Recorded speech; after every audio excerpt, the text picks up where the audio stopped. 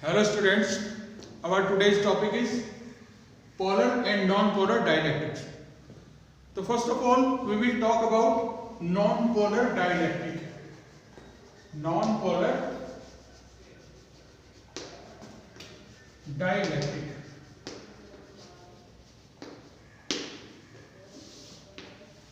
Non-polar dielectrics are the atoms of dielectrics in which positive and negative charge centers coincide with each other. The condition is that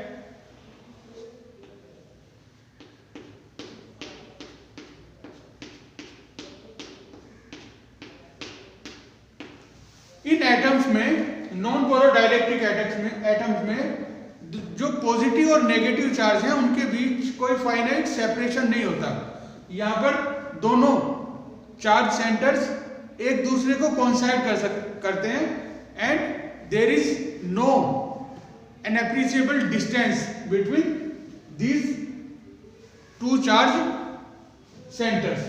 तो इस तरीके से ये जो atoms होते हैं, ये जो सबस्टेंसेस होते हैं, इनका डाइपोल मोमेंट जीरो होता है, क्योंकि डाइपोल मोमेंट का हमने फॉर्मूला पढ़ा है, dipole moment equal to Q into 2a। Q either charge positive और नेगेटिव और 2a length of the dipole.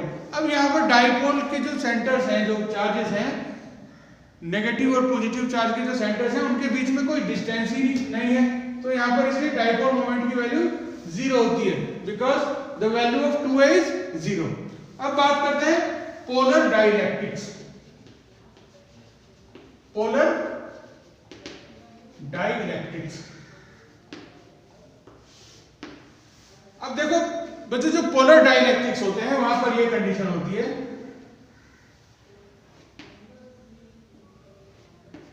यहां पर पॉजिटिव एंड नेगेटिव चार्ज के बीच में थोड़ा डिस्टेंस होता है, एक फाइनाइट डिस्टेंस होता है, इसलिए इन सबस्टेंसेस के अंदर जो एटम्स होते हैं उनमें कुछ ना कुछ डाइपोल मोमेंट होता है, तो इनको कहते हैं पोलर डाइलेक्ट्रिक्स। इनका एग्जांपल है जैसे वाटर, H2O का मॉलिक्यूल, कार्बन डाइऑक्साइड का मॉलिक्यूल, अमोनिया का मॉलिक्यूल, ये सब क्या है? Polar dielectrics. अब बात करेंगे कि अगर हम कोई नॉन पोलर एटम है और उसको electric field, external electric field में हम रख दें तो तब क्या होता है?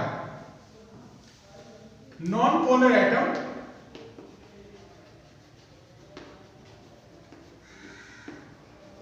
प्लेस्ड in electric field,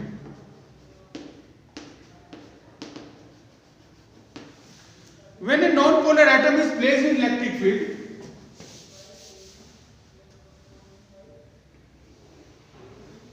तो यहां पर सपोज ये एक्सटर्नल इलेक्ट्रिक फील्ड की डायरेक्शन है, जब इसको हम नॉन पोलर एटम को इलेक्ट्रिक फील्ड में प्लेस करते हैं तो यहां पर स्ट्रेचिंग होने लगती है। क्या? जैसे जो पॉजिटिव चार्ज सेंटर है, जो न्यूक्लियस है एटम का, पॉजिटिव चार्ज का सेंटर न्यूक्लियस होता है, जो न्यूक्लियस है एटम का वो मूव करने लगता है, स्लाइटली मूव करता है in the direction of external applied field, और जो नेगेटिव चार्ज है वो इसके अपोजिट डायरेक्शन में, अपोजिट एंड की तरफ मूव करने लगते हैं।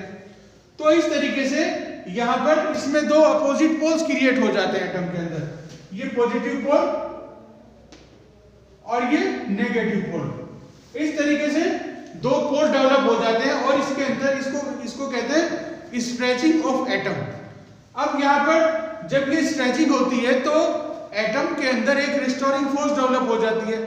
ड्यू टू रिस्टोरिंग फोर्स ये स्ट्रेचिंग इसकी रुक जाती है। कब रुकती है? जब ये force due to external applied electric field और रिस्टोरिंग फोर्स दोनों एक दूसरे के इक्वल हो जाती हैं, उस समय इस एटम की स्ट्रेचिंग स्टॉप हो जाती है और अब ये किसमें कन्वर्ट हो जाता है? Non polar atom polar atom में कन्वर्ट हो जाता है और इसके अंदर एक फाइनाइट डाइपोल मोमेंट भी क्रिएट हो जाता है।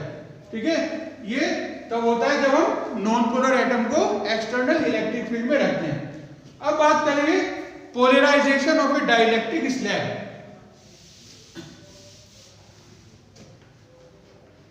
polarization of a dielectric slab.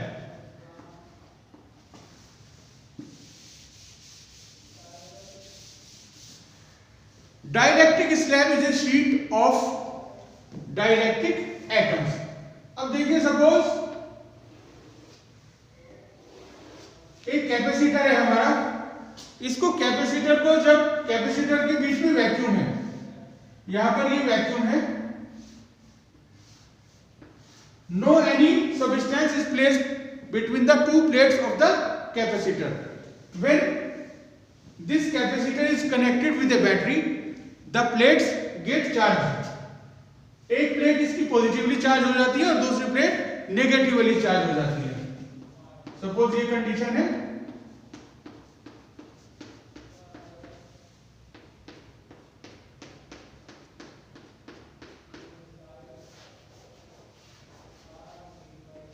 इस तरह से चार्जेस की यहां पर कंडीशन है. ये कैपेसिटर की एक प्लेट है, ये दूसरी प्लेट है और यहां पर बीच में वैक्यूम है. ठीक है. और जो एक्सटर्नल इलेक्ट्रिक फील्ड की डायरेक्शन है वो इस डायरेक्शन में है. External electric field is denoted by E not. अब देखिए, जब मान लीजिए कोई, अब हम इन दोनों प्लेट्स के बीच में जो स्पेस है वहां पर एक स्लेब रख देते हैं, डाइलेक्ट्रिक स्लेब, डाइलेक्ट्रिक एटम्स की बनी हुई डाइलेक्ट्रिक स्लेब. ये जो मैंने यहां पर डॉटेड लाइन से डिनोट किया है, this represents to A dielectric slab. ठीक है. अब बच्चों, डाइलेक्ट्रिक स्लैब में जो है, dielectric slab is formed of dielectric atoms. तो वहां पर जैसा मैंने अभी आपको बताया था कि जो नॉन पोलर एटम्स होते हैं, जब इलेक्ट्रिक फील्ड में उनको रखा जाता है तो उनमें क्या हो जाता है, पोलराइजेशन, स्ट्रेचिंग हो जाती है एटम्स की. अब इसी तरीके से यहां पर एटम्स की स्ट्रेचिंग होगी. ये डाइलेक्ट्रिक स्लैब के अंदर जो एटम्स हैं, these atoms will begin to stretch because they develop a dipole moment. इस तरीके से जिस कैपेसिटर की जिस प्लेट के ऊपर पॉजिटिव चार्ज है, इन एटम्स का वो वाला सिरा नेगेटिव चार्ज एक्वायर कर लेगा. इस तरह से सभी एटम्स का.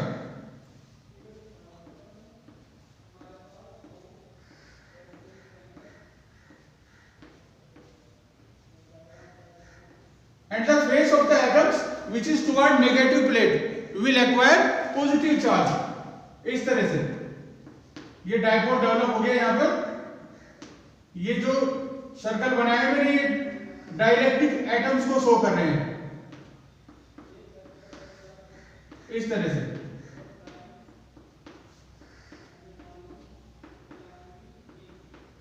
अब देखिए, जब ये सारे के सारे डाइलेक्ट्रिक एटम्स, इनके ऊपर इनमें डाइपोल मोमेंट डेवलप हो गया, तो यहां एक इस पूरी इलेक्ट्रिक, इसमें पूरी डाइलेक्ट्रिक स्लैब में भी एक इलेक्ट्रिक फील्ड क्रिएट हो जाता है due to these dipoles. And the direction of this electric field is, the direction of this induced electric field is opposite to the direction of external electric field. यहां पर देखिए, इसको हमने denote किया EP से, electric field due to polarisation of atoms, और ये external electric field. तो अब यहां पर जो प्लेट्स के बीच में है, अब दोनों, क्योंकि एक्सटर्नल इलेक्ट्रिक फील्ड और इंड्यूस्ड इलेक्ट्रिक फील्ड की डायरेक्शन दोनों की अपोजिट है, तो जो नेट इलेक्ट्रिक फील्ड है दोनों प्लेट्स के बीच में, उसकी वैल्यू रिड्यूस हो जाती है. किस तरह से रिड्यूस हो जाती है? ये हो जाती है E equal to E naught minus EP. EP is the electric field due to inducing of this atoms, induced electric field, और E नॉट रिप्रेजेंट करता है एक्सटर्नल इलेक्ट्रिक फील्ड. और now this E represent net value of electric field between the plates of the capacitor. तो अब इससे आप अंदाजा लगा सकते हैं कि जो नेट इलेक्ट्रिक फील्ड है प्लेट्स के बीच में, अगर उसमें डाइलेक्ट्रिक कोई स्लैब रख दे तो नेट इलेक्ट्रिक फील्ड की वैल्यू क्या हो जाती है, रिड्यूस हो जाती है। ठीक है, जो पहले इलेक्ट्रिक फील्ड था वैक्यूम रखने पर, जो वैक्यूम जब जिस समय था प्लेट्स के बीच में, उस समय जो इलेक्ट्रिक फील्ड था उससे ये जो नया इलेक्ट्रिक फील्ड क्रिएट हुआ कब, डाइलेक्ट्रिक स्लैब रखने पर, उसकी वैल्यू उससे थोड़ी सी कम हो जाती है। ठीक है, अब बात करते हैं dielectric constant. Dielectric constant,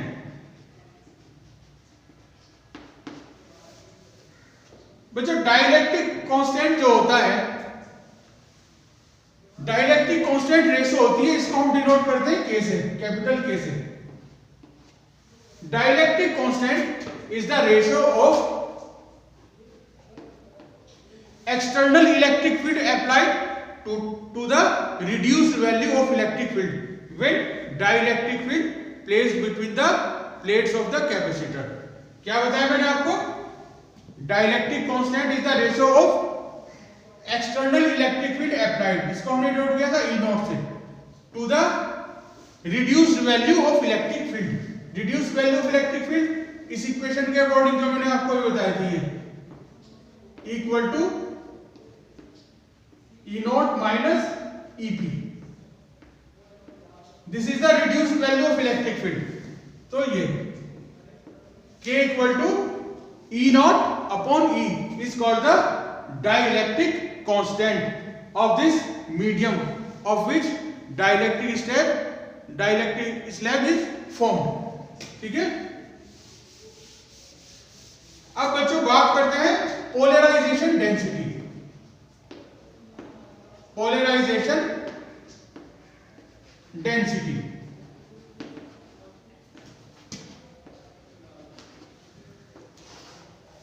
polarisation density is defined as the dipole moment developed per unit volume in a dielectric slab.